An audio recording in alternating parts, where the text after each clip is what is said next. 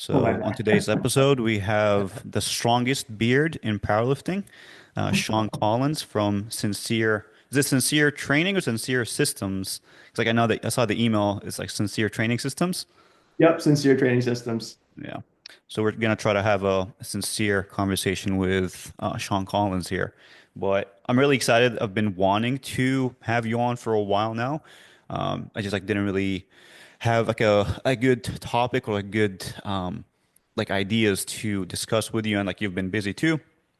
But now is like a good time to have you on. If you guys don't know, um, Sean and Brad ran this mentorship, or what is it called? It was like a mentorship or program a while ago, the Yard Cat program, and I was a part of it. That was like in 2021, I believe. And I ended up continuing with Sean and Brad as a mentee for a little bit. For like I think how many, I forgot how many months it was. Uh, Me and Sean have like a similar personality. So like I got a lot out of Sean as far as uh, how to manage this like introverted personality and like still being able to talk to lifters all day, kind of manage Hmm. this, I guess, like budget of uh, like how much like your social battery, like it kind of gets like a little bit draining at times, especially like if you're just gonna have to be on your phone all the time talking to people, and just like you get drained by the end of it. And I know Sean like has a great system we'll probably go into.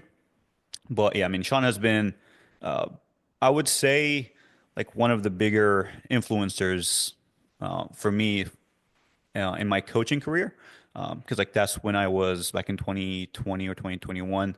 I wasn't really doing this full time. I was just doing it like on the side. I'm like, okay, I'll probably do coaching, but I'll have to do something else to actually like actually bring in some money. But after that mentorship, things actually started flowing, and like I started gaining a lot more momentum. I had like some direction, and like a few years later, like here I am.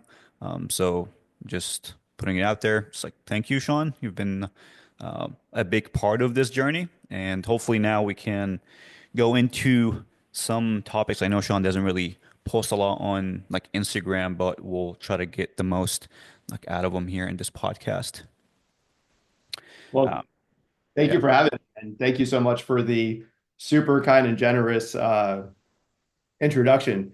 Probably the best introduction that I've ever personally had. So thank you so much, Anas. And you have to know that every time that I talk to a prospective client in terms of like coach mentee and things of that nature, I'm just like, oh yeah, you know Anas, like you follow him. Like once a blue moon ago, I was a small part of his success. So thank you for that as well, Anas. Appreciate you, man. And thank you guys for having me on. I'm interested. Is that something you, before I guess before we go into some of like the bigger topics, is that the mentorship thing? Is that something you're like actively doing, or is like most of your focus on powerlifting coaching, and you do like a little bit of mentorship? How is like the interest as far as like mentorship goes? Yeah, I would say it's probably about 80/20. Mm. And so 80% of my business is working with athletes that want to get stronger in powerlifting. And 20% of my business are coaches that hire me for like one-off conversations. And I keep it pretty open-ended. It's not as formal as like the YardCat mentorship program was, or the mentorships that we had after the YardCat mentorship program, where like we had like a structure and weekly meetings and things of that nature. It really is very relaxed in the sense that I just ask coaches what do they feel most insecure about, what do they want to specifically talk about, and a very large amount of the coaches that I personally work with as one-offs are usually going into like struggles with like setting up their business, setting up their like weekly check-ins or their communication style and dealing with tougher situations with lifters that, they feel like it's only them going through, but it's been most of our coaches' experiences going through these tough positions. And so I never really set it up in a very formal sense, but it's more so just trying to provide the most value I can within the hour that they hire me for, Mhm. talking about what best solutions, they can personally engage upon.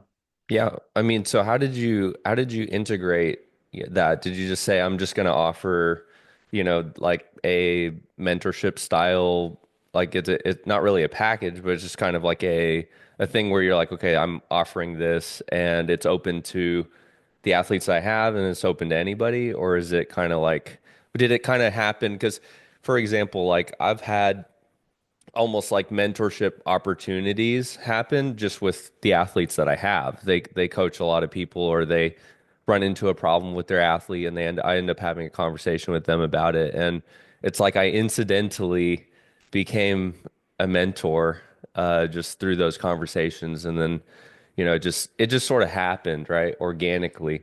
So I was just wondering like how you're like, okay, I'm just gonna start offering this to people, or is it like how did that come about, I guess? So it came about into two to three different avenues. The first avenue was that I used to be a teacher. I love teaching specifically. And so that's a big reason why I decided to go into coaching, is because I've always been someone that's really enjoyed teaching things to people, because I've always had struggles with learning things myself. And so the best way I can learn something is if I can actually teach it. So it's a bit of a selfish maneuver, because if I'm like learning what the next best meta is for powerlifting movement or programming, I will learn it and then immediately try to teach it to my coaches or try to teach it to one of my mentees. So that way I can better understand it and also better explain it to athletes as well. So that's like the first thing that I think it makes me a better coach, being a mentor to other coaches. And the second thing is that there's very few people, I guess, that have been doing powerlifting coaching for more than a decade. And I think that me and Brad being two of the few people that have been doing it, um, it comes with this experience, not necessarily in what is best practice for programming or what is best practice for movement, because we can, best practices for programming movement, they change every year, every 6 months. But best practices in like business and athlete challenges that are soft skill related, I've found that that's really where I can really impart the most knowledge to coaches, especially to speed them up on that particular roadblock. And then also, it's just something that I find that a lot of coaches don't make it obviously available. Hmm. And there are a lot of coaches that I've just recently learned a ton from that help me with my weaknesses. Like, for example, over the past two competitions, I've struggled a little bit with getting lifters to make weight and to also make weight and be just as strong as they are in training.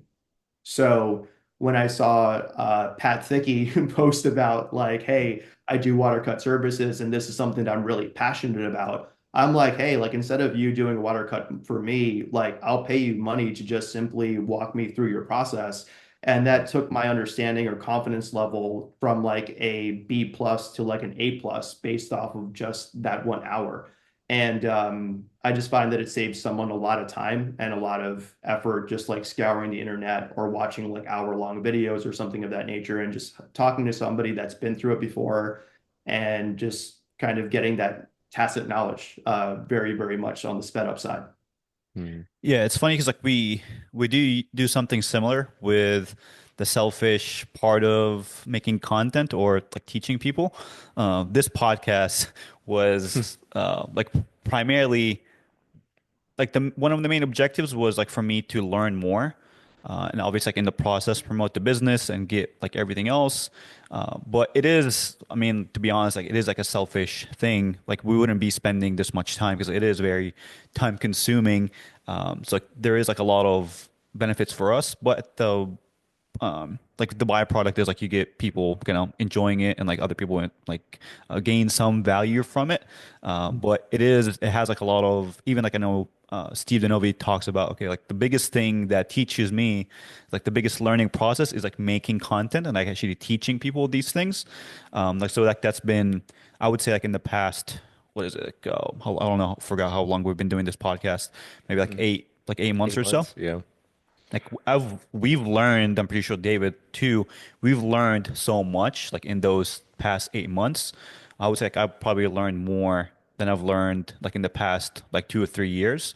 On top of like you mentioned, reaching out to people to learn from them. I've done like after the mentorship with you guys, I was like, actually this is very helpful, and I'm gonna start reaching out to more people to just I'm just gonna pay you, just teach me what you know, and like most people are willing to do that because I had a couple mentorships with um, like a physical therapist, Corey Hecht. I don't know if you guys know him. He's not like really super active on social media, but I've done a mentorship under him. I've done like a few classes, like under like what's his name, Angus Bradley, and like a few others, just to kind of keep this like learning process going. But for sure, the biggest thing has been like getting this content set up and organized to teach it to someone because like it can you can talk about a specific strategy and like you can make it like make sense, but whenever you have to teach it, like you have to actually simplify and understand, have a deep understanding of these concepts. Like that's been like game changing for us. But I guess like a couple of things with like being in this industry for so long, because like you and Brad run things a bit differently than other coaches. Like most coaches are super active on social media, posting stuff, trying to promote their business. And like for you and Brad, it seems like the word of mouth and like the reputation does everything for you guys. Like where you don't really have to be super active. You are still active on social media, but it's not like you have to push things every week just because your clients, your reputation, like there's like a brand that's already built up. Do you feel like is that something that like most coaches should kind of shoot for, like aim for? Or like is that something that just kind of happens and like you guys like don't really like being super active on social media? Yeah, I mean, I think not going to speak for Brad very often, but I think it's safe to say that for both of us, a very big thing that we use as a shield in terms of not posting a lot on social media is being like, well, we have kids and we have a family and like we can't be Yeah. media like this. But like, but every once in a while, Brad and I will come out with something, or Brad or I will come out with something respectively on social media like once a year, and then it'll be like a great post, and then we'll just go back into hibernation mode for the next like 6 months or so. Um, yeah, I mean, for me, um, I'm not going to sit here and say like, hey, I don't need social media just simply because of my reputation or something of that nature. There are certain things that very much hard carry me and hard carry my business. And that is the love and shout outs I get from other top coaches. Mm. Because, like, a lot of my lifters come from coaches that are full, right? Like, Matt Cronin, Marcellus, Steve Denovi, they've all sent me like really great lifters that they just simply couldn't take on because they were like, hey, like I'm full, like this is my list.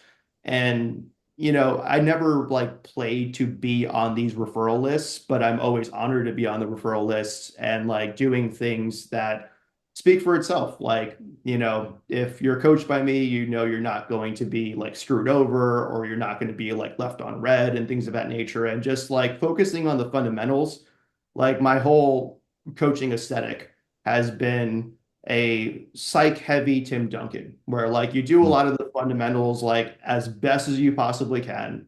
You like be a professional, you be there for your lifters, you do what is fair for the lifters, and 80% of what's out there and you can explain it in a very good way and you can better understand your lifter and kind of touch them a little bit more And then in that case, like you just build a really good business that's based off word of mouth, that you don't have to like post on social media about like your case studies or your highlights or anything of that nature, because everyone kind of knows that you do a good job. And they can Mm. see that at nationals or local meets, or, you know, from word of mouth, from how their lifters or how my lifters are talking about their experience with me, and also like churn rate of like, you know, how many of my lifters start tagging like another coach. Like it very rarely, if ever, actually happens.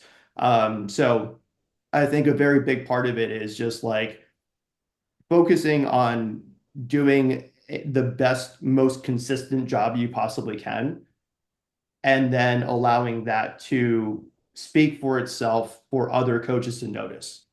And that's how I've been able to ride off of not being able to go on social media and make these posts.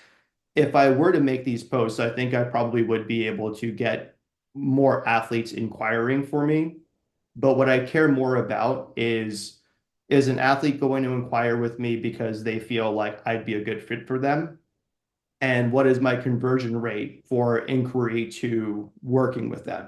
And it's usually like pretty high. It's like 85% or above. It's like if we get on a call, there's a pretty high chance we're going to start working together. Mhm. Uh, and that just kind of saves a lot of time with like not doing the social media stuff. But the big thing about social media is that I just feel like I have a responsibility to do it because I have coaches underneath me as well. And if I don't do it, then they might not necessarily feel the need to do it. And even though they're mentored by me, and even though they have high visibility at like nationals or New York State championships and things of that nature, I feel like I need to do it not necessarily for myself, but for the coaches that to a degree depend on me. You know what I mean? Yeah, I think that you know, whenever you pick up an athlete from a list though, that's to me, that's like you're talking about conversion rate. The conversion rate is actually so much higher. Like if you think about, say, for example, how a lot of people are doing it on social media where they're posting, you know, multiple times a week, trying to find, you know, clients. Clientele pickup is kind of the idea behind it, and they're producing information that they think is valuable to like an outside source, right? What happens is someone, you know, messages you, says, hey, you know, I've been thinking about getting a coach. Usually what happens in that circumstance, like based on posts, right? For example, you know, you made a bunch of posts, like it's like, okay, this guy's informational, but then there's usually three or four other people that they've already messaged at the same time. Because I've had this happen to me before where it's more of a random DM I'll get. Hey, I'm, you know, looking for coaching. I'm wondering, you know, what you offer, like what this is about. I saw you on this post. And what I've noticed is the conversion rate is lower Mm. for those than the ones that say, "Hey, I saw you on Marcellus's list." Like Marcellus's list is something that I've been going to for this amount of time, and then everyone uses his list.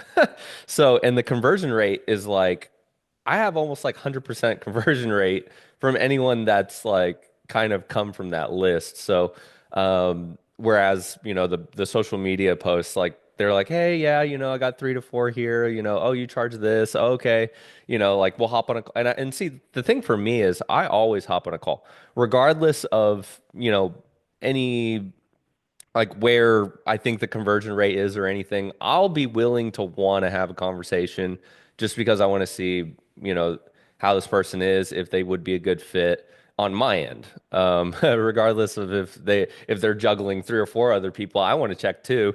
So yeah, the conversion rate is definitely way more, and it's like Anas calls it a buy-in. There's a buy-in process, and something about that word of mouth or that list, the buy-in is already there. You don't have to push it. So, Yeah, the aura is already there, right? It's like, and like if someone's going to go through the process of like filling out your application and being thoughtful in their responses, you know, to be fair, there's at least like maybe 5 or 10 in in the last 6 months that were like, hey, by the way, this is like one of maybe 3 or 4 other inquiries that I have going on. you know, And how you even respond to that is helpful in terms of like, increasing your conversion rate as well, right? Like yeah. where don't shit talk anybody else and just be like, hey, like it's great that you're actually being an informed, consumer.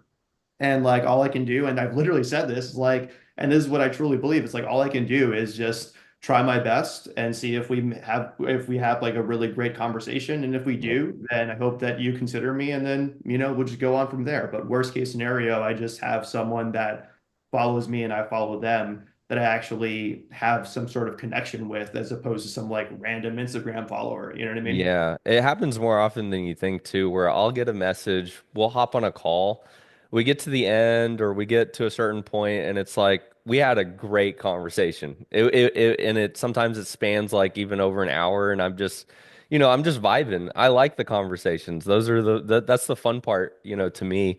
So I've had good conversations with athletes, and then they say, okay, I'll check, my options, do this, do that, organize things a certain way. And then, they messaged me in maybe a week or so. Hey, I decided with this person. I still had a really good call. I still had a really good thing. I'm like, cool, man. Like, enjoy it and see how if everything works out for you, things like that. And I've had it go one of two ways where the athlete sometimes doesn't have the best experience, and Yeah. I'm the first person they message. Right. That's I, what happens is like it's kind of like even if you have a good conversation, it leads to another one, Yeah. like usually guaranteed. Whereas, if you're like, okay, this person switched to this person and they're just gonna do that, it's like, well, that's okay. Like go enjoy it. But I'm saying like they essentially like over time if they're like okay you had a conversation with me I like that a lot and then I'm usually the first person that they call because they had that conversation. Yeah. The conversation was the thing that set up So you the plant whole you thing. plant a seed, Yeah. and okay, like if this happens, cool. If it doesn't, then at least there was like a good first impression. And if like things don't go well with your training, like okay, in the back of his head or her head, it's like okay, David has like was like a really good option, and I think I'll reach out to him. And I've had that before too, like where I would have a call, like we'll talk. Then like the person goes for like a couple of years, like 2 years, Hmm. then right. come back after. I was like, okay, I didn't Multiple really. years. Yep. Yeah. And you're following them, watching them progress, watching them through, what they're doing, and it's fun seeing it. And then randomly you get this message and you're like, bro, like that's interesting. But we see it fairly common, like Yeah. where I don't know why, like in the powerlifting community, like you see some like shit talking and like people just. But I think it's because uh there isn't like a consistent service. Like the you see a lot of coaches like sometimes like would like they're not super consistent, and you hear a lot about the oh my coach hasn't replied to me in 3 weeks and this kind of stuff. I'm not really sure why, because like I feel like powerlifting coaching is like such a privilege and like it's such a like an amazing job for you to have. I don't know why people kind of like drop the ball there, but hey, like me and David mentioned, better for us. Yep. It's like it's like sure, go ahead. But yeah, I'm not really sure why that's a thing with powerlifting coaching. Like the services like seem a little bit inconsistent. Um, but I guess like we'll go over some of the topics we wanted to talk to Sean about. Whenever you ran that mentorship, I don't think people know. I wasn't really like I didn't really know you that much, but I was like really surprised by the quality of like the information you put out and like how you taught everything. So people kind of think like they underestimate your skills. That like it's just because like it's not really shown. Like people don't know like what Sean actually knows. Like that's the experience I've had. I was really surprised by like how knowledgeable and like how good of a teacher you are. So hopefully now we can, I guess, like go into some things, and Sean can talk to us about some psych stuff, some soft skills. I was interested in the soft skills and hard skills because, like you were talking about, you do everything fairly well. Then, like focusing on the fundamentals with like the programming and technique and everything else. Then there's like an emphasis on psychology. Do you have, I guess, like like a general question? Do you have like a model you adhere by? I usually ask this question, but it's like very open ended. Yeah, I mean, my philosophy, not necessarily model, is that if you're a B plus coach or higher, if you have like an average relationship with a power lifter for a year or two, right? You probably will run out of things to talk about cueing and technique wise within the first month or two. And you will run out of things to talk about programming wise within the first 3 months or so. If you're like smart in your wave loading tactics and things of that nature and like time to peak and yada, yada, yada. So, like, what happens after like 3 months where like a coach has pretty much emptied the tank on all of the hard skill stuff and has found out the right programming for a lifter, the right cues for a lifter, and then afterwards, if a lifter sticks with you for another year and a half, like what is the value that you can bring to the table as a coach? And that is, in my opinion, all to do with the soft skill aspects of things and the relational aspects of things. So the first one being like being an objective viewer and professional in this person's life. Like, hey, I noticed that when you don't sleep well and when stress is really high, things are not really impeded from a programming perspective. So keep up the good work. But then when you didn't eat well or you didn't do this thing as good as you normally do, that's actually something that is a huge liability for you. So have you considered that this is something that actually impacts you a lot more than you think? And just giving them that piece of information or that insight that can better protect them from having a bad day or a bad session or bad block for moving forward.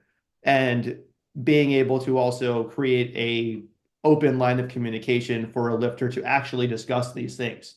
So I coach over 50% female. Um, a lot of people are surprised at the very beginning of our conversations during our intake calls or during our first weeks or 3 week check-ins or what have you, is talking about the menstrual cycle and how does that impact you? And like, do you feel significantly weaker? Do you feel like that's something we should program around?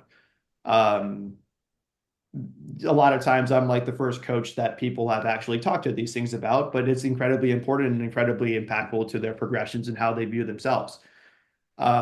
Digging a little bit deeper into, hey, like, do you train best when you are amongst other people, or do you train best when you are by yourself? Then you should maybe train in the early morning, and maybe you'll get more out of your workouts and more out of your program by that point. So just trying to hunt for these smaller things that make a really big impact in someone's year or 2 year investment in the sport.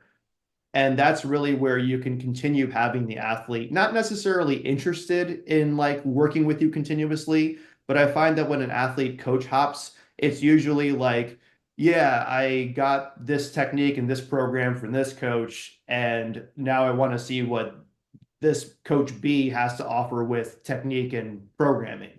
Mhm. And they'll coach hop, and then they'll never have a coach that actually coaches them. Like it'll just be Mm. like giving them keys as opposed to like, hey, like I'm in the trench hole, I'm in the foxhole with you, and we're working on things together and trying to figure out like a more long-term sustainable solution that better increases your trajectory rate as opposed to like pull your toes out more and like I can't believe the other coach never told you to do that. You know what I mean? So Mm. like it's not really coaching, it's just more so like it's just hey, like these are just like tactics and not necessarily coaching, you know.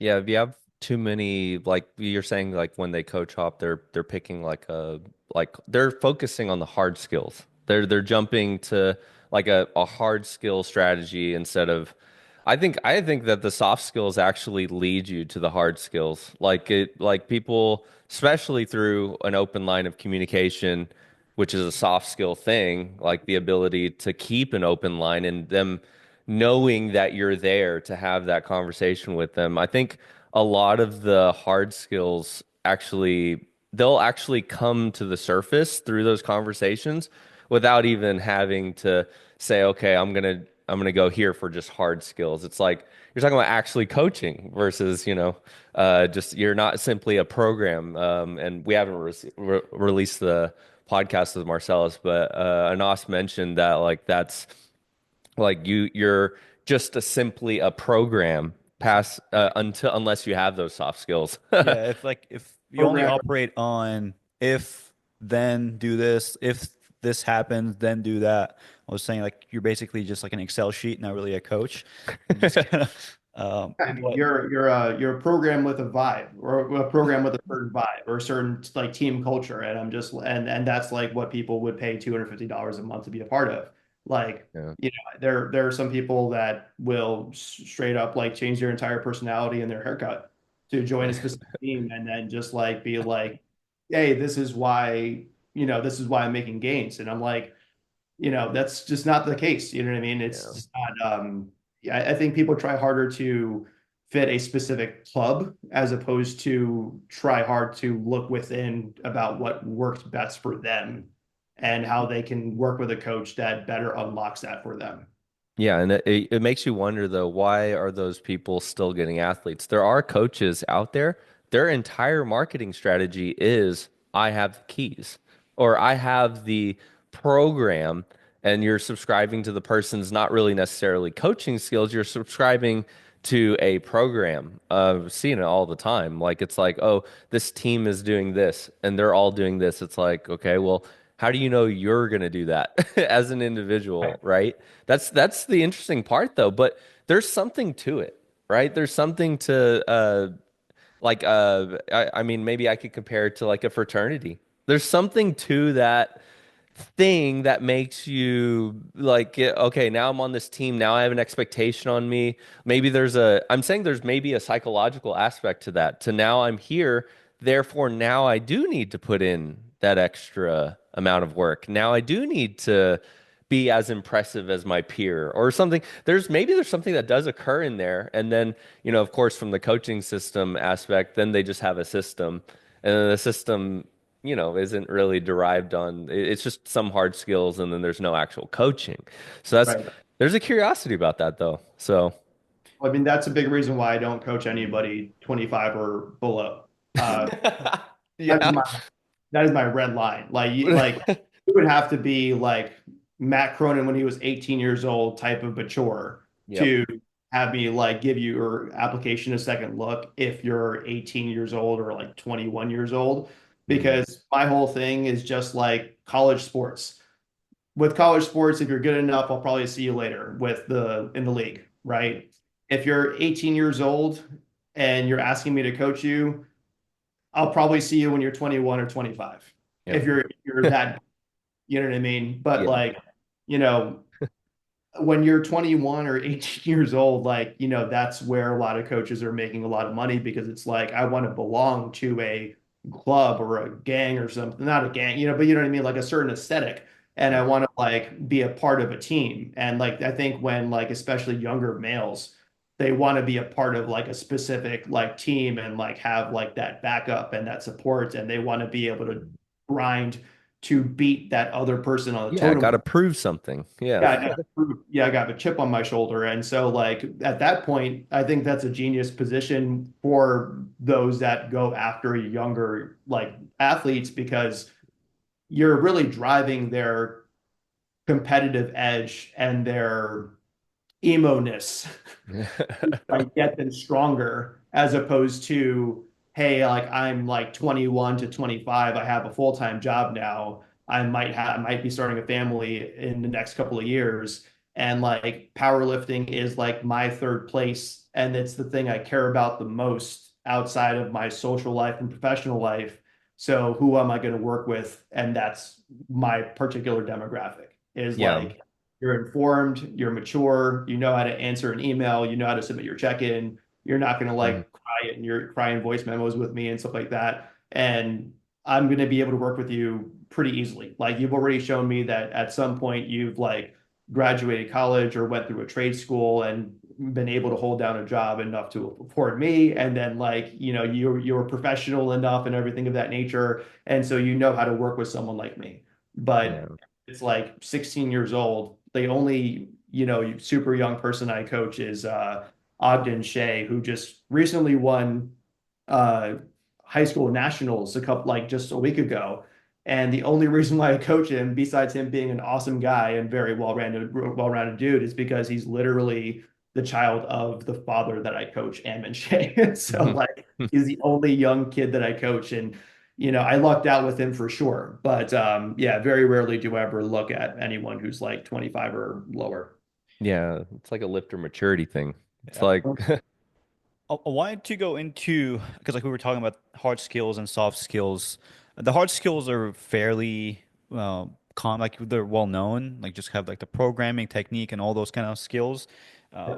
what are some key soft skills you think you have and like or other or all coaches should acquire? Is like any like set of soft skills you kind of lean into?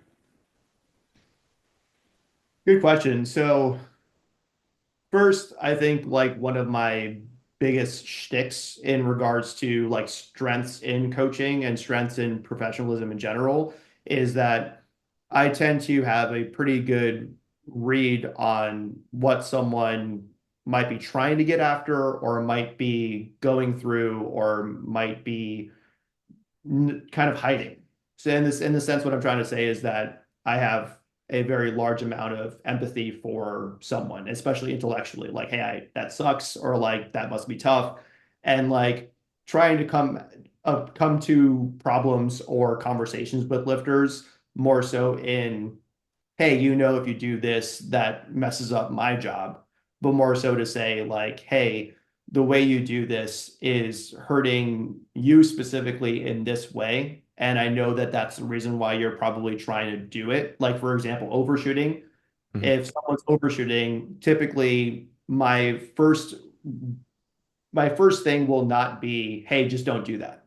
Right. Because when a parent tells a kid like, "Hey, the kettle's hot," they're never going to learn until like they actually touch it and burn themselves, or they actually understand why they shouldn't be doing something. So instead of saying, "Hey, I'm your coach and you cannot do this because I just simply said so," that's probably the last thing I will say to somebody, and that's usually right before they get threatened with a drop. And that's typically because I'll be like, hey, don't overshoot because of, Saley's general adaptation of stress. And like, this is the levels, and this is how I can better educate you on this. And do you understand that? And if the answer is no, then I'll switch over to an analogy where I'm like, hey, listen, like, that thing I just tried to explain to you? Well, what about if we transfer it over to drinking? If I tell you that I'm a three-shot type of guy and I want to get better at drinking, and I tell you I'm going to go drink 10 shots, what would you say? And then, of course, like some of my athletes would be like, yeah, that sounds like a good time. And I'm like, no, but truly, you would tell me not to do that because I would go overboard. And the reason why I would go overboard is because I would just land at a hospital. And if you want me to get better at drinking, you would want me to drink 4 or 5 shots, right? And he's like, yeah.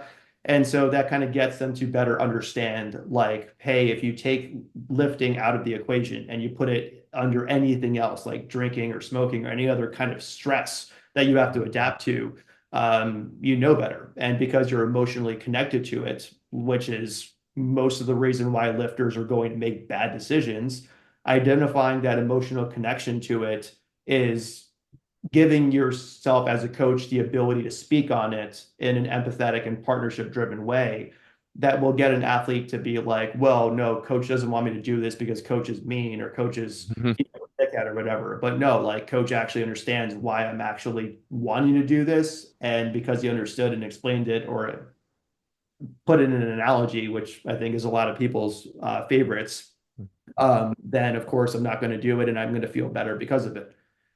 And then sometimes I like to take risks. Like sometimes I want to give lifters enough rope to hang themselves. Like if they really feel that confident in a specific, way of going about a movement pattern or a programming pattern, or just like, hey, I went to Thailand for a week and I want to max out at the end of that week, then like, yeah, sure. Like, go for it.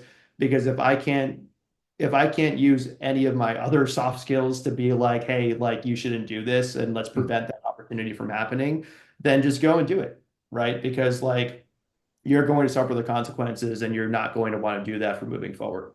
And if someone, and of course, I'll tell them, like, hey, listen, all I can really do is advise.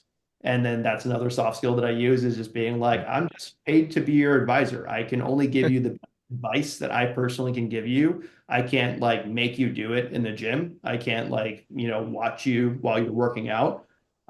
So like if you go about it this way, this is how I think it's going to happen. And if you go about it this way, this is the negative that I think may happen.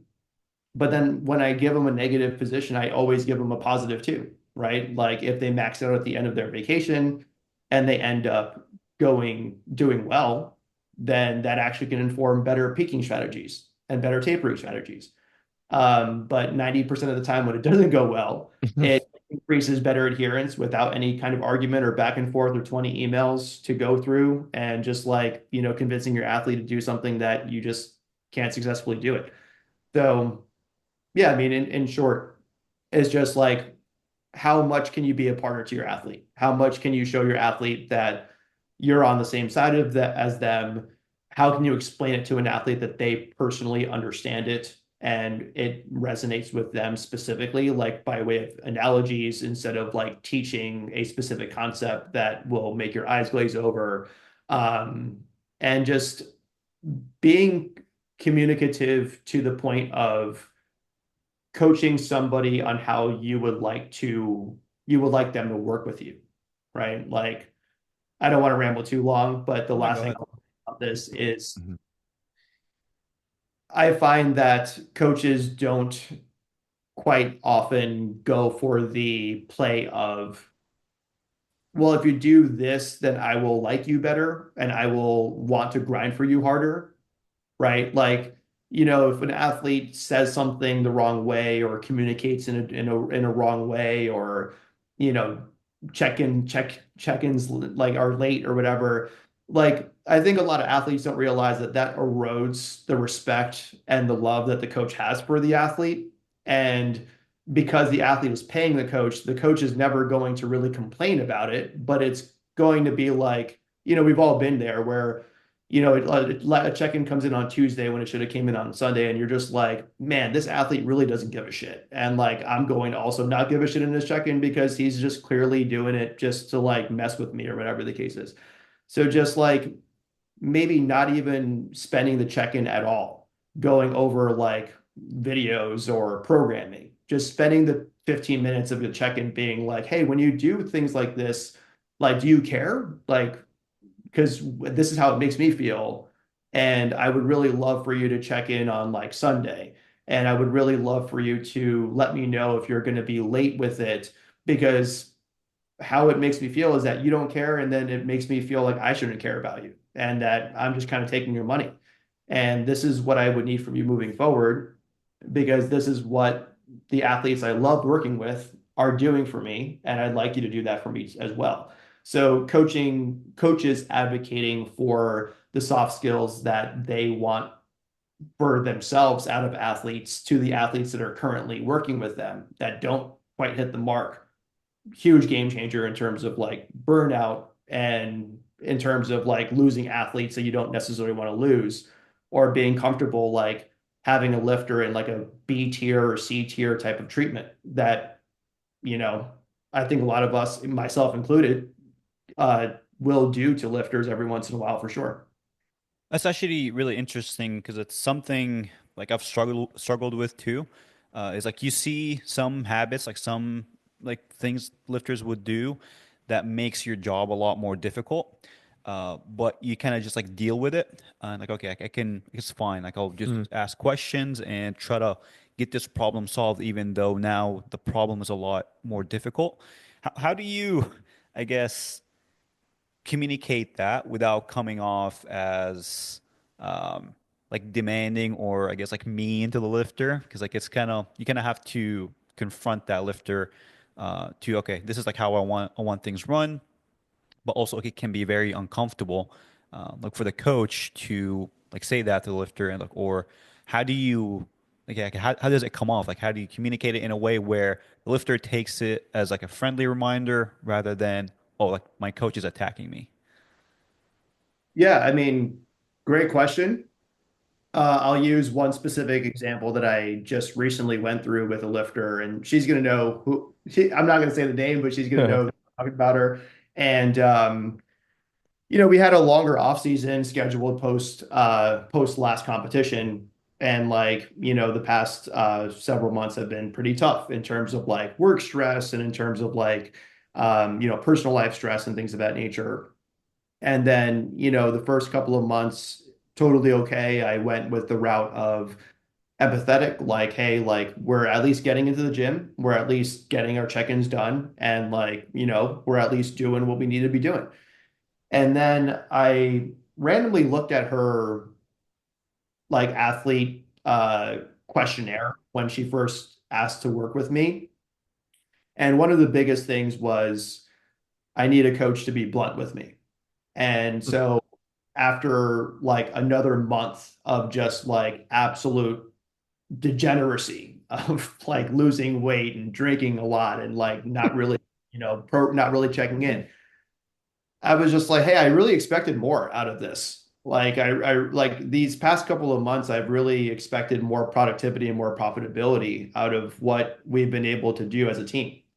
And it's coming to the point right now where soon it's going to be shifting away from empathy and managing the situation to now, what are you going to do about it? And how are you going to be able to lock in despite the things you're going through? Because your next competition is not going to wait for you.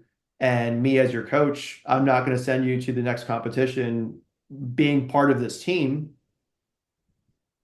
half-assing your workouts or half-assing your effort. So like none of that was an attack, and all of it was just simply me expressing like, hey, this is what I expected and this is the reality of the past like 3 or 4 months, and what are you going to do about it, and what can you do about it? Not like what are you going to do about it, but what is the most actionable thing that you can commit to me and yourself that you can do, right? And like a lot of times like when athletes are exhibiting bad behavior, it's usually a mindset shift. Like if you have an athlete that you're lucky enough to have great progress with for the first 6 months, and then the next 6 months they're just like completely shitting the bed, and it's the same program, and you might have made adjustments to whatever they are going through, but they go from I love training to training is a chore, to like I can't wait to compete to like I want to do another meet later on down the road. So trying to level with the athlete of like what happened to you, right? Like, why is it that you were this way just like 3 months ago, and then now you are down in the dumps about everything? And like I just want you to know that when you have a negative outlook on things, that greatly impacts not just your trainability in the sense of how intense and emotional you are in your training process and how much you give yourself in your training process, but also it certainly doesn't help your belief system with the programming that you're going through and the training that you're going through, and like also certainly doesn't help your recovery at all either. Where like if you're expecting to just eat shit every single session, like guess what? You will, because that's exactly what you're expecting and that's exactly what you're telling yourself. So like what can we do to better fall in love with training? What can we do to improve even just one small lifestyle choice? Because sometimes, and this is a very big thing that I personally examine in my own athletics and my own coaching and my own work ethic, is that sometimes you have to just do the hard thing just because it's hard and just to prove to yourself that you can actually do it. So like for me, I just recently gave up nicotine, and I recently started waking up at like 4 a.m. to get to the gym by 6 a.m., from 6 a.m. to 8 a.m.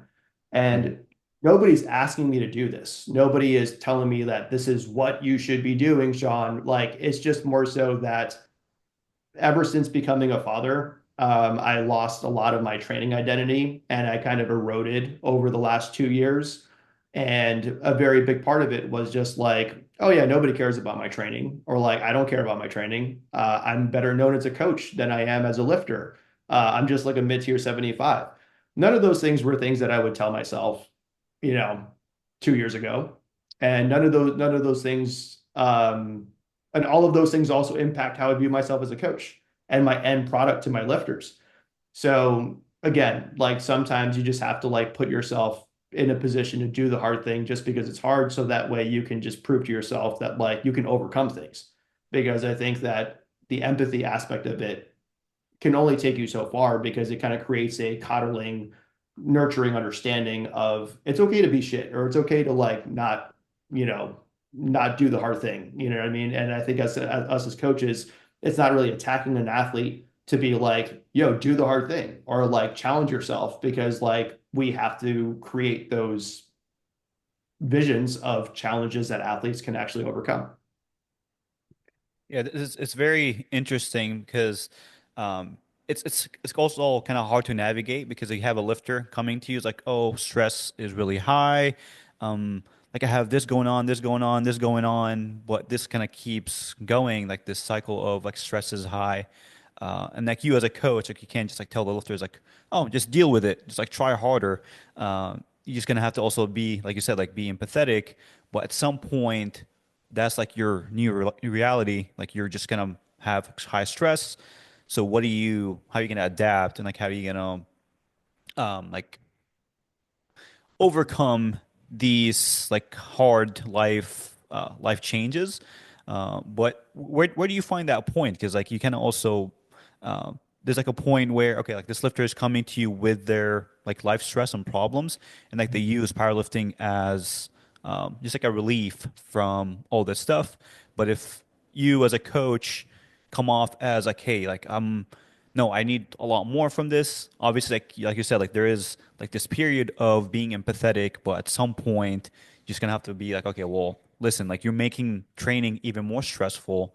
So like how do you yeah, I guess there's no direct question here, but I guess like navigating those like hard situations and being empathetic, then transitioning to a time where you kind of realize as a coach, like this lifter can do better, even though their life circumstances are a bit hard. So that this is like, I know not a direct question, but a direct answer, right? It's like, I think a lot of times coaches start off with, hey, just like man up and, and just run through that wall. You know what I mean? But it really should be the last thing you do. And so like empathy, adjustments, do everything you can in service to the lifter, right? Like, hey, I hear you. That sounds like tough shit. And maybe I would also react poorly to what you're going through as well. And you know, there are some really hard things that lifters go through that a lot of them can't overcome. So like, you know, of course, it's like starting back up with school, which is like a huge major stress, or moving, or a death of a loved one, or like getting sick, right? These are all like objectively tough things to go through that every lifter is going to experience. And like, yeah, like we can't as coaches be like, yeah, just suck it up. You know what I mean? Because that's going to just drive a wedge between the coach and the lifter. Empathy first, adjustments second, where it's like, hey, like, you know, I know we were planning on doing a competition or planning on shifting over to a higher intensity phase, but let's actually like go down in days per week. Let's go down in hours trained per week. And let's make the training be more enjoyable to you. You want bigger biceps? Let's do arm farming, like for like 3 times a week, right? And once you do all of that, you have done your job to protect the lifter's mentality and progress in when and where they can. And like you then shape like, hey, like you have a hard time, you know, finding midfoot in your squat. So we're going to really focus on that. And that's our qualitative goal. Or you should be stronger or more muscular, and that's your qualitative or quantitative goal. And then you work on that for 1 to 3 months, right? And I know that like you can't build muscle in 1 month, but the lifter doesn't necessarily know that. And like the lifter is going to be like, yeah, like I'm bought in on this, right? And so in that case, after 3 months, if the lifter continues to like absolutely shit the bed, it is 100% their fault, not yours as a coach. So then you have to call them out on it. You have to be like, yo, listen, like you have paid me for 3 months. We've gotten through this high stress period. It's not getting any better. So now we have to actually like overcome it. We Mhm. can't run around it. We have to actually like face it and like actually like pull our pants up or pull our boots. You know what I mean? And like if you can't do that, then like cool. Like if you don't want to do that, cool. But like you have to make a choice whether you can and want to, because some lifters they'll just be like, hey, it's just too much, right? Like especially with like, dudes becoming dads, right? Like a lot of times, like I have a lot of dead soldiers on that hill where like they become a dad and they're just like, yeah, I can't power lift. Like you could, right? And like no one's saying it's going to be easy, but you could, you know. And that's when like the fire and brimstone aspect of like pushing really has to then become the play here, or else like you and your athlete have just simply agreed on being mediocre and having some sort of middle line approach until they send you the email of, hey, thanks for everything, really appreciate it, and like, talk to you soon, right? But yeah, like empathy first, adjustments, and then qualitative goals. What are things that athletes can achieve without the stress or time commitment that they previously have been used to? And then once you've done everything you possibly can in that regard, then at that point it's like, yo, are we doing this or what? Yeah, no, this is really good. Um, I'm curious because with like the hard skills, those are very like everyone posts about those stuff and like they're easy to find, easy to learn. Um, is there How do you learn these soft skills? I feel like those are more like interaction with people. Is it like also personality driven? Because it's like as you mentioned, those things they make a lot of sense. But if someone's trying to seek, like as a coach, like they're trying to get better with those things, where do you think they should start? Where do they go? Because like it's kind of hard to find those things just because they're not as available. Like in what we see, we just see like new strategies that come up that are a little bit more related to hard skills. Maybe we see some soft skill stuff, but it's not as like it's not pushed as much. So this is a great question, and I think that like, I've been trying to hide this for as long as I possibly could. But in the sense that a little bit about me first in terms of like, when I was like maybe like in high school or like middle school or things of that nature.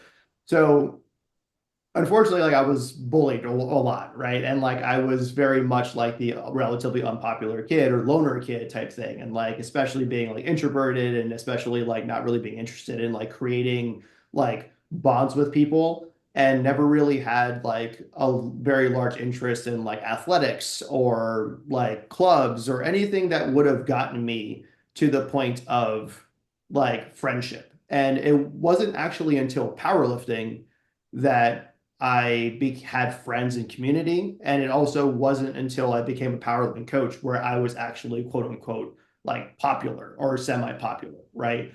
And so all of this is actually like pretty damn new to me in terms of like why I don't post very often or why I don't put myself out there very often, is because I spent like more than half my life like on the other end of it, and I think a very big part of it was that I never really knew how to connect with somebody. I never knew, like, every time I got into a conversation with someone, I would get really nervous and I would just be like super awkward. And then I would walk away from that conversation being like, damn, like this person must think I'm like the worst person they've ever met. So, like, it kind of creates this, like, long-term effect of like, hey, maybe you shouldn't talk to somebody. And hey, maybe like, keep your mouth shut and like don't do anything, don't put yourself out there, right?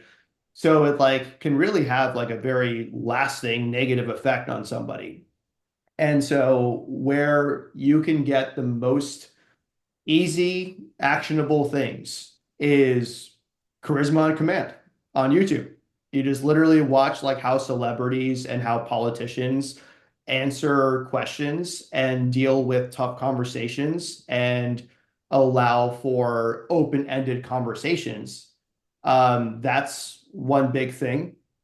Another big thing is like through books. Like Not to say that this is good or bad, but like there are a lot of books about like uh negotiation tactics and personality traits and how to like mirror personalities and how to get someone to feel like you are someone that they trust and things of that nature. Not saying like in a negative way, but more so just saying like, social engineering and like psychology books and like understanding where someone might come from. And then like one other big thing was Brene Brown, right? Like she was just like, hey, like vulnerability is your superpower. The more vulnerable you are, the more people are going to want to rally around you, and the more that people are going to want to help you out. So, like for example, if I was nervous going into this pod, right, and I showed all of the signs of nervousness, and I was just completely shitting the bed with you guys and I was just like, no, like I'm fine, like we're all good, right? Like you guys would be like, yo, I can't wait to get off of this thing, right? But if I started off the call being like, hey man, I'm really nervous and I really appreciate you guys having me on, and I'm just not sure where to take it from here, but I would love your guidance. Like, how much more motivated are you guys going to be to carry me through this and to help me out? And yeah, it's embarrassing to say like, hey, I'm nervous or whatever the case is, but sometimes when you are hyper vulnerable and you're just like, hey, this is what I need from you, or this is what I need from the crowd, or what I need from a relationship, you'd be very surprised how easy it is for people to oblige. Um, Now, of course, vulnerability, unfortunately, is only a superpower if you have a value. Unfortunately, like what I mean by that is like if you're a good powerlifting coach, then you can afford to be vulnerable. But if people don't view you as having a value, an inherent value, then being vulnerable actually has the opposing effect. So like if you're just like a random person who like nobody knows, and then you go up to someone and say, "I'm really nervous to talk to you," then the response is very like defensive. It's like, wait, why are you nervous to talk to me? As opposed to, oh, like this guy is in the gym, he's a powerlifting coach, and he's telling me he's nervous that he's to talk to me. And so like I'm going to lean into that conversation. So I just wanted to give that caveat that like vulnerability is a huge superpower, but do it with people that like you trust or do it with people that you enjoy or at least have a rapport with, but not necessarily with someone that you like have no idea about type thing. But Yeah, it's like a self-awareness thing though. If you know kind of uh I guess maybe who you are in the space that you're in, then you can kind of understanding that is important because then you can like reveal those vulnerabilities, for example, or I'm saying you can converse in a way that resonates with people. If they know who you are in the space, then you can be more like that. Whereas if they don't really know you in the space, then you have to, that's actually why, like, for example, all these internet videos exist. It's like these tactics and these things, I think in reality, it just all comes back down to self-awareness and empathy. right. Because if you can empathize with people, you can very easily and very quickly understand the state that they're in to then understand how to approach it. Being self-aware of, well, I guess where you stand in position with somebody is going to help you to then converse with that person and actually make ground with that person. So, Do you think it's mainly because you've gone through those challenges and you've like dealt with these stressors that you came up with solutions and new tactics and be like, okay, these are like the ways I can communicate with people effectively without feeling awkward or whatever it is, or was it more of like a personality thing or self-awareness, or is it like both? Just because like the stressors on top of being self-aware, that kind of led you to develop these skills, or is it more like an introverted type of thing? Because like I'm introverted, I don't think I've developed the skills like as well as you have. there's definitely like more of like a need because like you feel like after a conversation, like you said, I've experienced that. Like I'm like, damn, why did I say that? And like you just can't fall asleep because like you're thinking about what you said to this person. But which one do you think it is? Is it like the self-awareness on top of the stressors that kind of force you to develop those skills, or is it something that's kind of like inherently you have and you can't really, it's hard to develop? So I don't think it's hard to develop, but I think it's more so that people don't feel like they should, or people don't feel like they need to, when especially those that don't feel like they need to probably need to the most, unfortunately. Yep. But in my personal experience, I've thought about this question in my own head for quite some time, and like I'm not going to discount the struggles that I've been through that led me to this point, but at the very least, what I can do is with the struggles that I've been through, I can at least speak to it and try to help others get through it by processing it or creating a process for it, as opposed to what most people do is just being like, oh, just figure it out. Like keep putting yourself out there or keep doing the hard stuff. And like, yeah, like that's easy to say to someone who like has like some sort of like positive, where they're like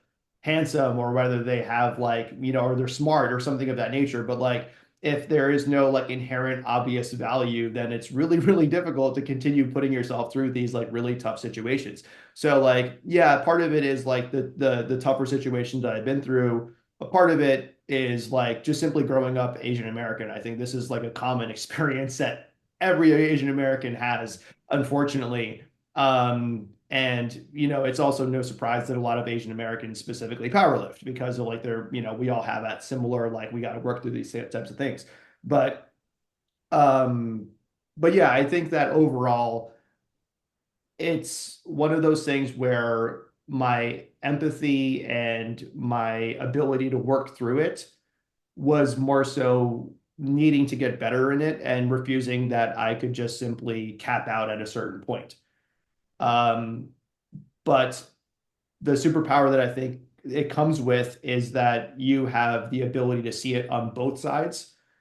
Because if you're someone like, you know, someone who was like always good at powerlifting and always had like the genetics for it and always was destined to have like a 1.5 million followers, you have no idea what it's like to be someone that had to earn like 5,000 followers. You know what I mean? And nor would you care. So for me, like being able to see both ends of it, where like how people treat you when you are somebody and how people treat you when you aren't somebody, helps me empathize with many different lifters, whether it's a higher level lifter that is well known and has a lot of pressure on them, or if it's someone that like doesn't even have an Instagram account and like just wants to power lift in their basement or whatever the case is. Like I can speak to both of those perspectives. So yeah, I think that part of it, what I think the struggle demanded that I got better at it. And I think that the learned behavior was good in the sense that I could help teach others how to get through it. And that might be something that happens post powerlifting, but I feel like this more macro subject has been something that's been very important to me specifically, that I kind of use powerlifting as a vessel for, but it's broader than that, I The think. person thing. Yeah. One thing we've noticed the past like couple of years is like you have a lifter, like they're going, like they're doing fairly well, then at some point they like hit a plateau. Even like the programming looks the same, like all those variables look very similar, but obviously like there's something has changed, that this person's not making progress anymore.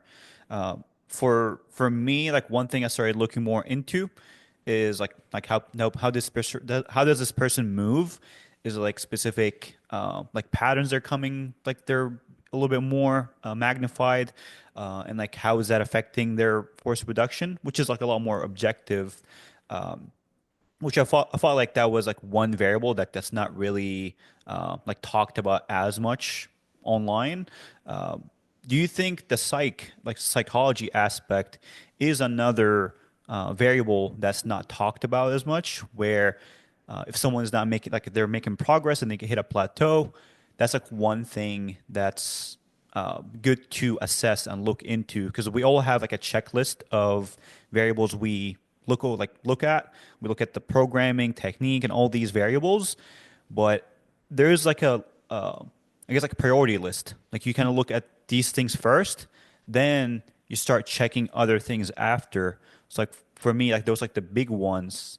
Psychology is there always, but it's not, like for me at least, like I'm not super, like if you were to sell me on it, I'm not super bought in on like the impact of psychology. Do you think it has like that big of an impact, or is it something that's down the list? Well, first, like I feel like we're like ships in the night trading places because one of the biggest aspects that I bring up with my athletes is when I talk about wave loading and why something might be not respondent is actually something that you talked about like a couple years ago, where it was like the sheer loading increases and you're actually out of the range of what gets you stronger and you're actually increasing your intensity and fatigue. So thank you, Anas, for that, because like, I thought that was brilliant when you said that before wave loading was like super, super popular. And like that whole concept of like shear fatigue or sheer objective load fatigue is something that I personally utilized from a hard skill perspective, right? So that was great. So from a soft skill perspective, um, yes, I mean, like, of course, there's like the obvious ones like time to meet, meaning like if a lifter is taking a year off, then like if they don't have any kind of external motivation by signing up for a meet, then they're going to let the foot off the gas a little bit, and that's a very obvious one. The second obvious one is just overall burnout and loss of community, meaning like their training partner left the gym or they had to change the time that they go to the gym so they don't have the same like hype team. And of course, a lot of these are encircling external motivation. Like I'm feeling burnt out from having to post online with like people to see my posts and like living in a fishbowl and all that other stuff. Like that really, that extrinsic, motivation is definitely something to keep in mind and also something to manage from a burnout perspective, but also to examine when your hard skill things are all in check and like, oh, maybe they need to sign up for a meet, or maybe they need to post more, or maybe they need to have one specific day, like a Saturday, where they work out with the people that they normally work out with, the people that push them. Like I've had many lifters that can struggle for like 2 months or 3 months, and then they have that one training partner that works out with them and they hit a random PR, right? Like that makes a huge difference in terms of like community support. Um, the other things are just like your life is probably too good, right? And what I mean by that is like when you get your first year of powerlifting, like, you were single, you were upset, and like you were, trying to get after it and improve yourself in the sports. And then now that you've proven yourself and you got a girlfriend and like you got a good job and like you might be even like coaching people and stuff like that, like powerlifting kind of sucks for you now. And now it's like, too much for you to deal with. And like, you feel like you shouldn't have to deal with it. And so like, that's a huge aspect of it where like, what has actually improved in your life that has fundamentally shifted your why in terms of your training. So like for me, for example, like when I had my daughter, like I lost my why like crazy because I am a trauma-based lifter. And what I mean by that is like you'll find that lifters are in different buckets. Like they're either in like an athletic bucket where like they grew up in team sports and they want to be, told exactly what to do and treated negatively and like, part of a bigger team and like represent that team very well and like hit their PRs and shit like that. That's like, that's an athlete type of power lifter. Then there's like a hype power lifter where they're almost externally motivated only, meaning like when's the next meet, or like I'm going to hit this PR so that way people can repost me, or I'm going to hit this PR so that way I can be the strongest person in the gym. That external Oh, motivator. sure. And then there's like the like analytical power lifter where like, they might have a job where like things need to make sense from a mathematical perspective, and they need to then like train in a way that makes sense to them. Like if I do 1,000 pounds of volume right now, then next week I should hit a PR, right? Like, that's the analytical type of power lifter. And then there's a trauma-based power lifter where like you have to work through your emotional pain through powerlifting, right? And that's what motivates you, and that's what gets you going, and that's what gets you in that like red zone of like intensity and pushing yourself. We all have that red zone of like what mode and mood are you in for you to hit a PR and make it look easy. And like if they've lost that and they're too happy. Like for me, for example, like I have a beautiful daughter, I have a great family, I have a great business. Like I have a lot less to be upset about. And so like I've lost my ability to push. And I have like the best coach for me. My coach is Brad Couillard. Marcellus is my nutrition coach. I work with Amelia Potts for sports psych, and I work with John Song for physical therapy. There's no reason why I can't progress. Like I literally have everything I need, but I just didn't have my why. So that's another big reason why psychologically, like you could be pulling your hair out as someone's coach. But if like you haven't discovered that they might have lost their why, or they have lost sight of it, or that something in their life has changed to the point where it no longer drives them to take risks in training or to feel confident in their training, that's a huge aspect of it that I think almost nobody really looks at. Mm. Do you think you can recreate that? For someone who's like the trauma driven, is like, okay, I need some I don't know, so some of that to kind of bring this motivation and energy out. Yeah, you Uh, can. can you just Absolutely like can. You artificially? absolutely can, because you just relive it. You know what I Yeah. mean? That's a very big reason why I one of the jokes that gets me really annoyed as a coach is like I'm working out at like 7 a.m. and then randomly a lifter that I coach is like right next to me training. And I am very vehement about like, hey, if you see me in the gym, I am not your coach. I am just some other random guy in the gym, and do not talk to me for powerlifting coaching advice. Like I am your remote coach. And I have no, like, I literally have this in my like, handbook where like if you see me in the gym, like I don't owe you anything. Like I don't owe you like coaching. I don't owe you like any kind of anything, because how I am as a lifter is the exact opposite to how I am as a coach. I don't want to talk to anybody, and I want to be angry. I want to be upset. And like if someone's coming up to me being like, "Oh, can you watch my tertiary squat?" I would almost like flip out on them. You know what I mean? But that could Like, help. That makes you more angry. Even better training. It's the wrong type of anger, though. That's Yeah. exactly, David. You hit the nail on the head, because like if like for me, like the stressors that I go through, like I could go through like a mass casualty event and go and do my single without a problem. But if someone doesn't hold the door for me, or if I hold the door for someone else and they don't say thank you, my whole day is just shifted in a negative way. So like it's like the wrong type of anger, and it's the wrong type of energy that you thrive off of, or that you really fold to. So like that crossing of boundary, and that crossing of like, hey, I read your handbook, because like of course from a lifter's perspective, it's like, oh, my coach is here, and like Hmm. why don't I save him some time and then get him to watch my video so that we don't have to submit a check-in? I understand that and empathize with that 100%. But like if I'm thinking about getting in my like actual like workout zone or whatever the case is, and it's different for everybody, and that gets disturbed by way of like, hey, like I know it says it in the handbook and I might have not have read it, but like I know you want to be, you're in your own time and the 2 hours that you do have, and I'm going to disturb that time. That's how I personally process it.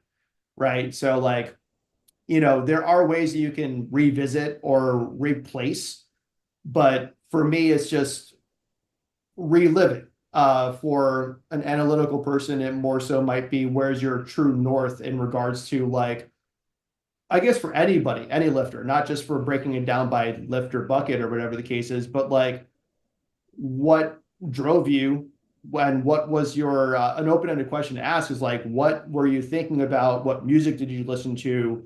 What was going on in your life? What were you upset about? What were you happy about? What were you like dedicated towards? And like all of those things, answer those things when things were going well, and then answer those things when things are not going well. And you'll see a very fundamental big swing in difference. And usually it's for the better.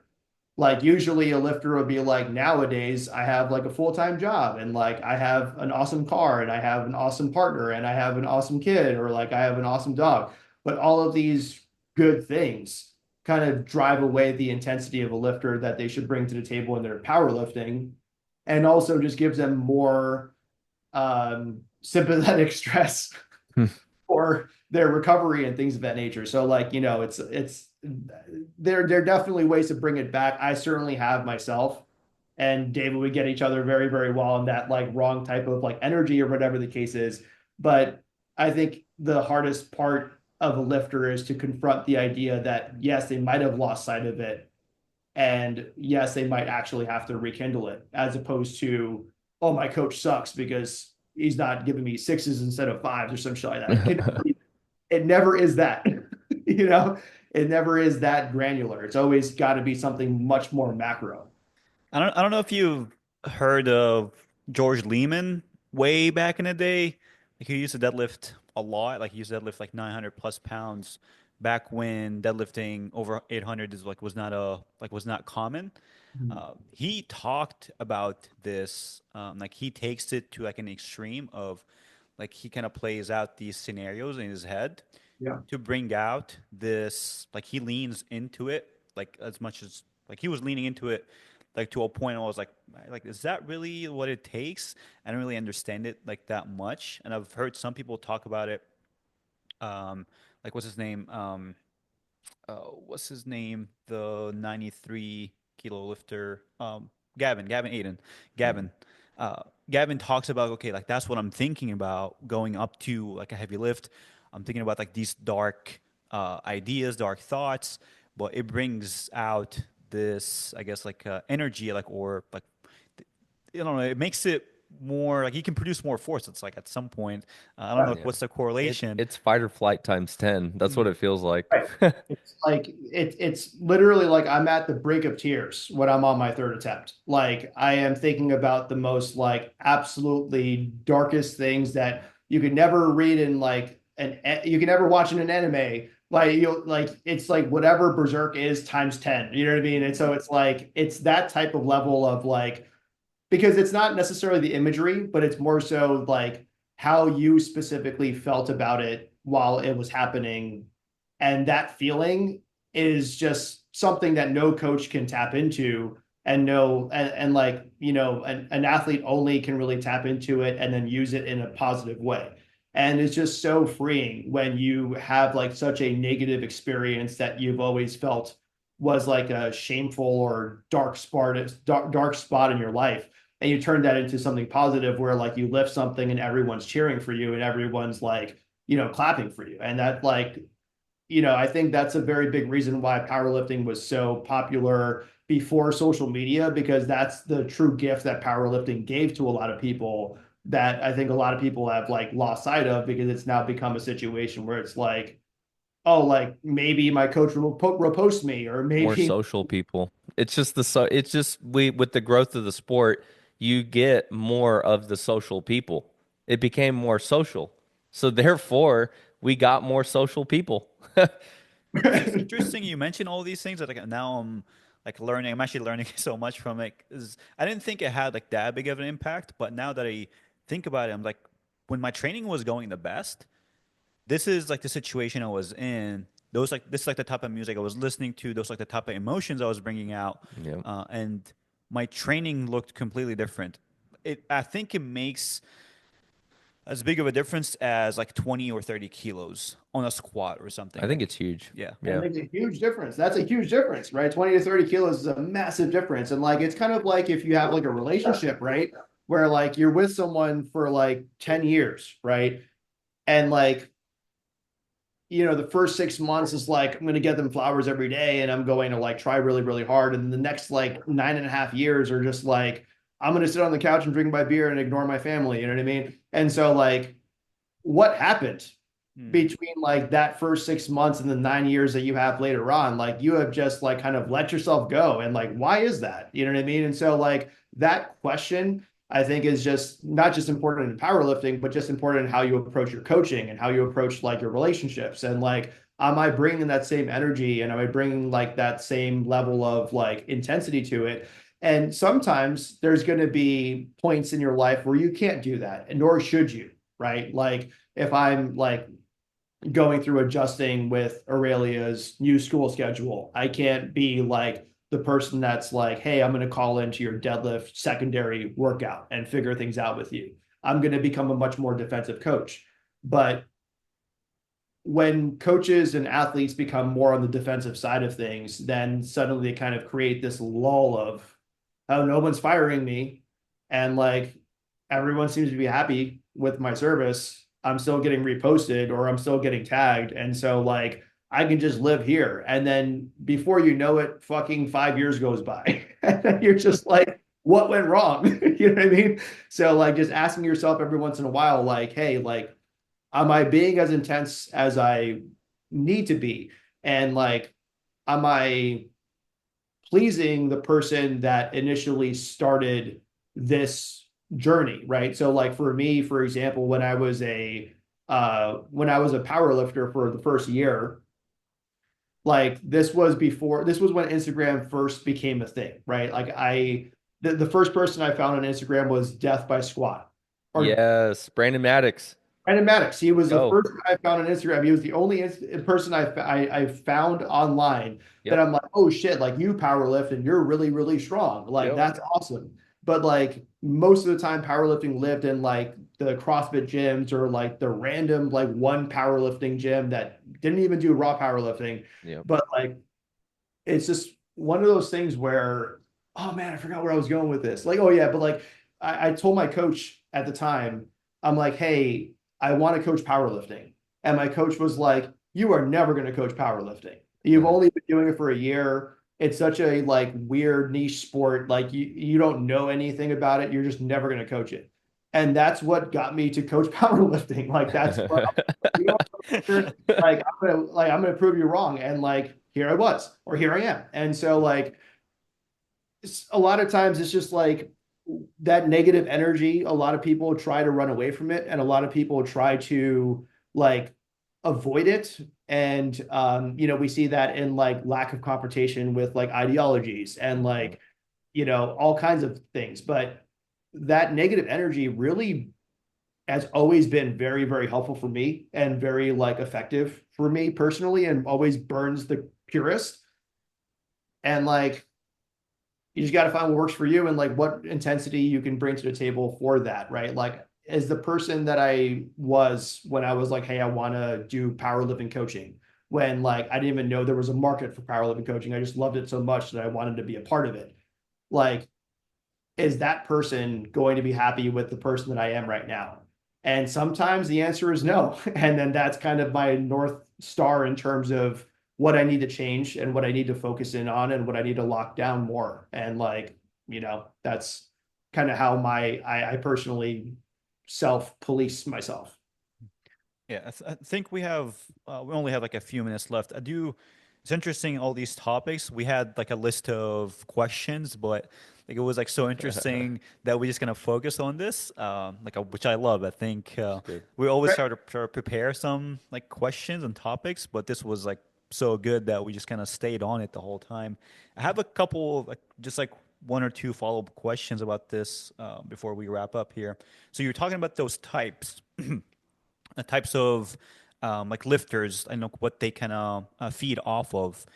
Do you think, because like I wasn't really aware of it myself, like I knew roughly like what I like lean into, like I need some like external hype and like be like a little bit more motivated and like more like there's like more going on, more stimulus.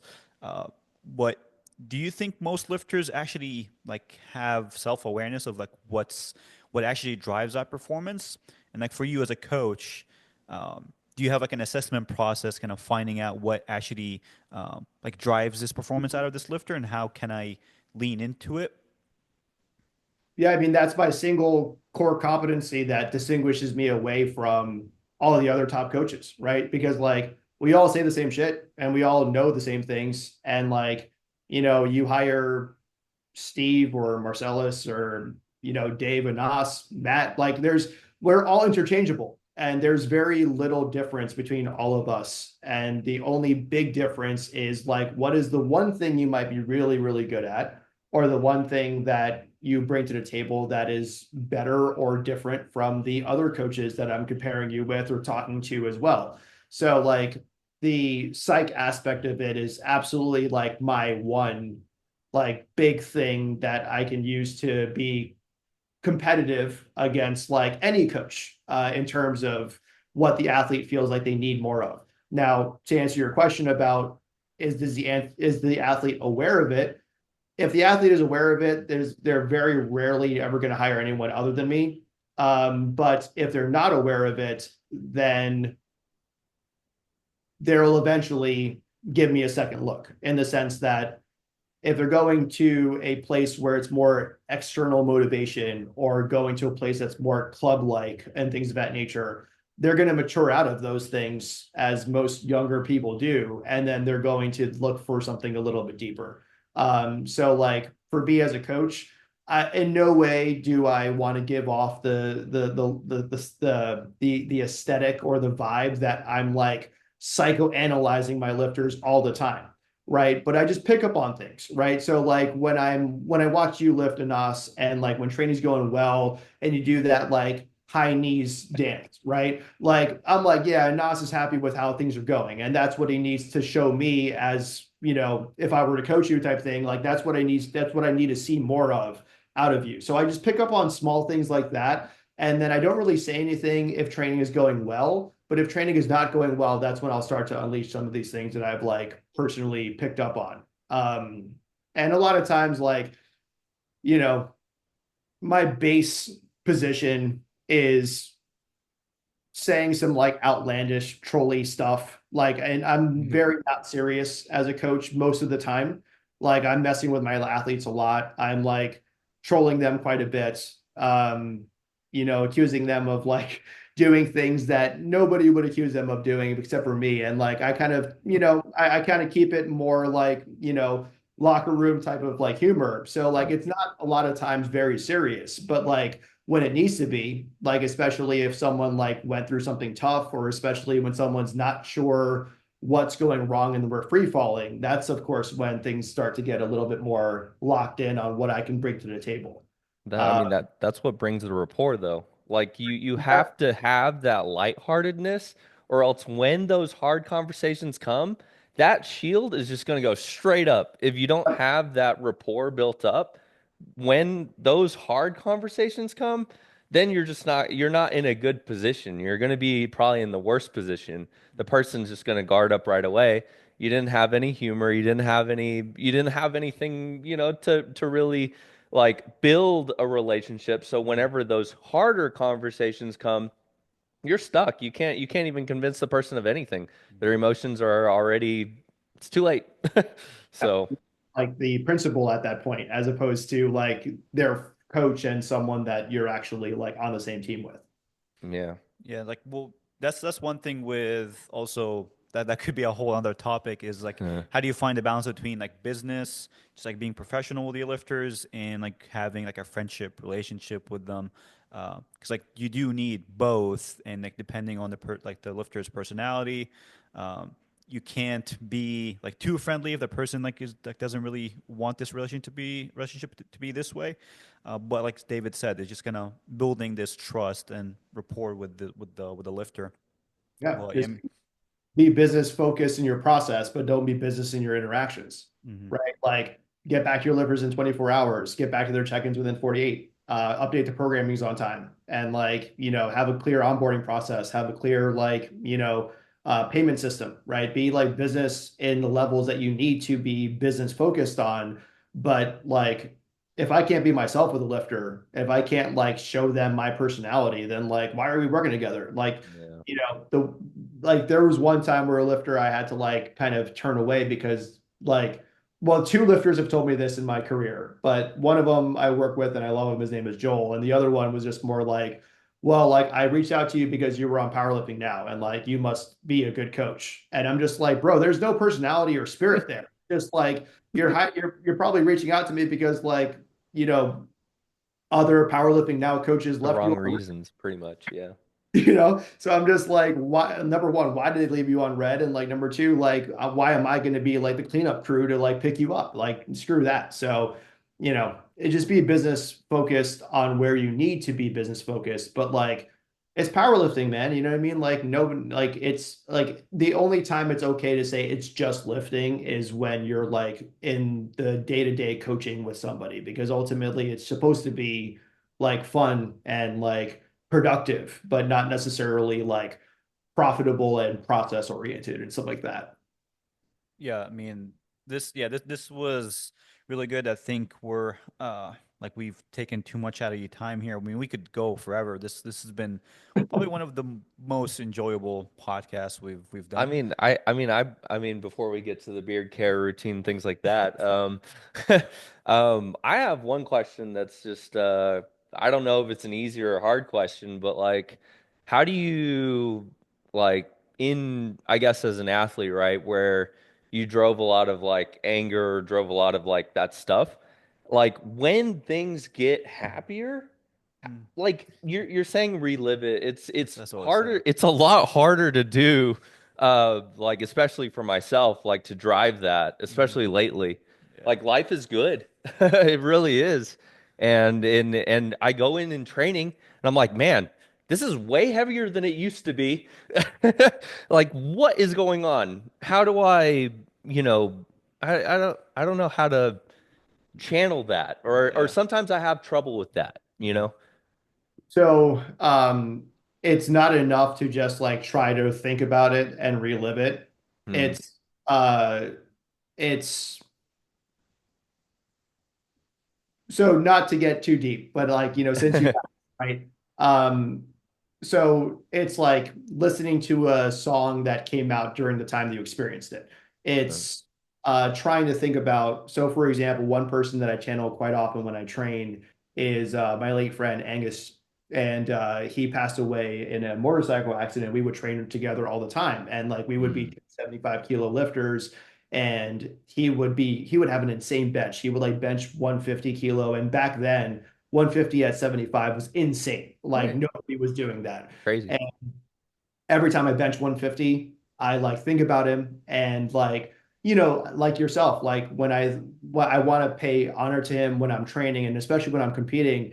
And sometimes I can't find it. And sometimes I can't like find that feeling. And so like what I do is I find like how I felt when I first got the first phone call, or how I felt when um my phone kept ringing so often and I just didn't know why. And like that I was just doing something random and my phone just kept blowing up, and I just was just like, yo, why are so many people trying to contact me? And then like how I felt when I first picked up the call, how I felt when I like rushed back and like saw that then my girlfriend Kaylee, now my wife, like how did I feel giving other people the news? So like that will get you there. That will certainly get you there, because like it's not enough to be like, oh yeah, like, Angus passed and so I'm sad about it or I'm angry about it. But it's more so like, what did Angus and I want to achieve that we never got to? How did I Yeah. feel when I was telling other people that it happened? How did I feel when I got first told that it happened? Like, what was I listening to? What was my mood when I just had that? So that's a very like easy quote unquote way to get into it, which is also another reason why like I never really like check my, I'm not like Discord DMing my lifters or emailing back my lifters during that point, because like it's just such a different mindset. Hmm. Like, so that's, sounds like we're very similar in that regard. And that's like what I've always done when life is insanely great. Like lifters are doing great. Like my wife and daughter are awesome. And like, the bills are being paid. Then like, what the hell do I have to be angry about? But Exactly. but there are ways to kind of tap into that aspect of things because, and the last thing I'll say about that is that, because we've been through things like that, there's always going to be like comorbidities mentally, right? Where like, you're never going to feel like you're like, examples, not saying that that's me or you, but like you're never going to feel good enough, or you're never going to feel accepted, or you're never going to feel like true love and things of that nature. Those comorbidities mentally may be true or not, but that's also another way to kind of tap into it as well. Like to kind of maybe let that voice in your head kind of get louder Mm. as well. That's probably why we have the same music taste. That's funny. Exactly, that dude. Yeah. Like, literally the same person, right? So yeah, like those are all ways to kind of like relive it, because that's a huge struggle, especially when like we've healed and we've like gotten to a point where things are awesome. Yep. Then just kind of just like, hey, it's not so awesome because my lifting sucks now. Yep. Feel that. Yeah, obviously, like there's like so many follow-up questions with this, but I mean, like we're running out of time here, and it's interesting with those types and like how to like there's probably strategies to bring that out, which I mean, maybe we'll have you on at some point later. But yeah, like this was really good. I guess like the last thing we want to ask you about is the hair and beard routine as we close out over here. So I know I saw you once and I was like I complimented your fade. You're like, yeah, dude, fade every 2 weeks. Is that a thing still? It is still a thing, yeah. I literally have a standing appointment with my barber every 2 weeks, and it's without fail. Actually, like my boy Zach Ramsey, he cuts hair out of Troy, New York. He is a artist, bro, and like he always takes care of my beard and my hair, and yeah, he's every 2 weeks. I've like I try to take care of him just as well as I take care of my family. So yeah, every 2 weeks, and he does the sides and then the beard as well. Mm. The only time I have to time my taper is before a meet. I'm like, okay, I'm 3 days out. I gotta get my hair cut now, otherwise my whole training is ruined. My Right. fatigue levels are high, and like I just feel like yeah, it's not there. Just We, gotta we we used to make that joke all the time. The taper matches the taper. You got to taper like the hair as you taper the into the meat. Oh, exactly. And like, that also helps you get make weight as well and all that stuff. oh, that too. No there's no negative to getting a taper before the taper and things of that nature. But it's great, because like I think that in conjunction to what we've been talking about, like it's just like that self-confidence and how you view yourself and how you perceive yourself and how others perceive you make a huge difference in terms of Huge. like Yeah. how many discs are on the play on the bar, you know what I mean? Yeah. So it's great. It's funny people say like look good, feel good, and like just people gonna like just say that like jokingly, but I guess like it does play a big factor. Well, yeah, this was really awesome. Like this was like really fun and like it was really enjoyable, and I think there's like a lot of value here, like things we've not talked about before. So yeah, I think our listeners hopefully find like some value out of this. And if you guys want to reach out to Sean, if he's not full, I'm sure like you have other coaches. Reach out to him at sincere.pl. Oh, sincerepl.com. Okay. So that's the website, and then at sincere.pl for the Instagram. And my personal Instagram is Barbells and Cats, but don't DM me because I probably won't respond. Uh, Ranked or something like that. But no, thank you guys for having me on. I really, really appreciate the opportunity. It's always great chopping it up with you guys. And yeah, I personally had a lot of fun myself. So thank you so much. Really appreciate your time. Well, yeah, thank you guys so much, You're and we'll good. see you in a couple of weeks.